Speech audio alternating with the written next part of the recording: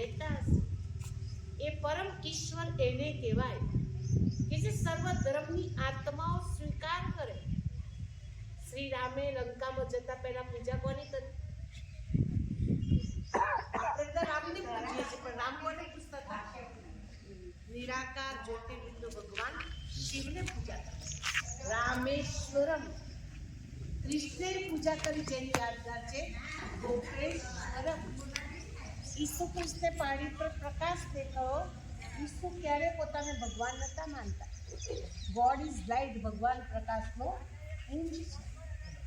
ગુરુ નાનકની આગળ આપણે આમ જોઈએ છે, ઓમ નિરાકાર અકાલ સત્ય. ભગવાન એક છે, નિરાકાર છે, કદાપી કાલ કાઢો. જાપાનની અંદર ગૌરીબાઈઓ સ્ટેન્ડિંગ પર સિલિંગ આકારનું પથ્થર રાખે છે. એ યાદગાર કોની છે? પરમાત્માની યાદગાર.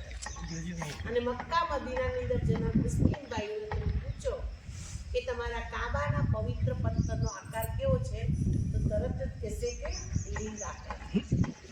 તો લિંગ આકાર એ કોની યાદગાર છે? પરમાત્માની યાદગાર. જેમનું નામ શિવ છે. શિવ મારા સિલા સર્વનું કલ્યાણ કરે. આપણે ગીતના શબ્દ સાંભળ્યા ને, ઈશ્વર સત્ય હે, સત્ય શિવે, શિવી ભગવાન સત્ય છે. તો કોણ છે? નિરાકાર જ્યોતિર્લિંગ ભગવાન શિવ છે, જે બધાના જન્મ મરણ બતાવે છે. શિવજીનો જન્મ મરણ નથી બતાવ્યો, એના મા બાપ નથી બતાવ્યા.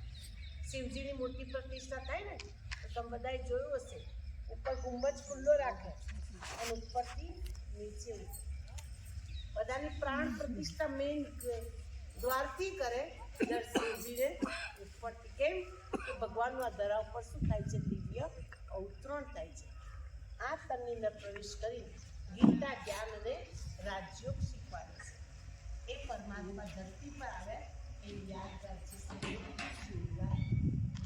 શિવ પાછળ રાત્રિ શંકર જન્માષ્ટમી જોઈએ છે આપણે રાત્રિ 12 પછી. શિવરાત્રિનું તો પછી ખબર જ નથી કે અમારા ભગવાનનો હેપી બર્થડે છે. જન્માષ્ટમી કેટલા ધૂમધામથી મનાવીએ છીએ. આ વખતે શિવરાત્રિ ધામધૂમથી મનાવીએ કે શિવરાત્રિ મારા બાપનો બર્થડે છે. મારા બાપનો આ ધરતી પરનો અવતરણનો દિવસ છે. મારા બાપ મારા માટે આવ્યા, મારા કલ્યાણ માટે, મારા ઉદ્ધાર માટે, મને શ્રેષ્ઠ બનાવવા માટે ભગવાન ધરતી જોયું. એટલે અંધકારથી પ્રકાશ તરફ લઈ જતું પર્વ એટલે મહાશિવરાત્રિ. અજ્ઞાનથી જ્ઞાન તરફ લઈ જતું પર્વ એટલે મહાશિવરાત્રિ. રાત પણ એટલે બધી લાઈટો ચાલુ થઈ જાય. અત્યારે લાઈટો ચાલુ છે કરી. અત્યારે ધરતી પર અંધારું છે, એ લાઈટો ચાલે છે. કોઈ જગ્યાએ 5નો ગોળો, કોઈ જગ્યાએ 1000નો, કોઈ જગ્યાએ 500નો. પણ જેવો સૂર્ય ઉઠે એ બધી લાઈટો બંધ થઈ જાય. એમાં અત્યારે બધાને પ્રકાશ છે ખરો. કોઈ કોને ભજે, કોઈ કોને ભજે, પણ લિમિટેડ પ્રકાશ. એના ધર્મ પૂરતું, એના એરિયા પૂરતું. પણ આખા વિશ્વને પ્રકાશ આપતા કોણ છે? એક જ્યોતિર્લિંગ ભગવાન શિવ છે. જ્યાં સૃષ્ટિ પર આવી ચૂક્યા છે. જ્ઞાન સૂર્ય પ્રગટા, અજ્ઞાન અંધેરા. જે આત્માની પર ભગવાનની કિરણો પડતી ગઈ એ આત્માની જ્યોતિ શું થઈ ગઈ? અંધારું દૂર થઈ ગયું. તમને એમ થાય કે અમારું અંધારું કેમ નહીં દૂર થયું? તમને ભગવાને પ્રકાશ આપ્યો તો અમને કેમ નહીં આપ્યો?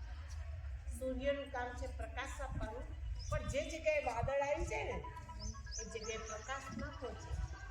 ભગવાનનું કાર્ય છે કિરણો આપવાનું. પણ જે જગ્યાએ માયાનું વાદળ છે, વિકારોનું વાદળ છે, વાસનાનું વાદળ છે, વ્યસનનું વાદળ છે, ત્યાં સુધી આપણને પ્રકાશ મળતો.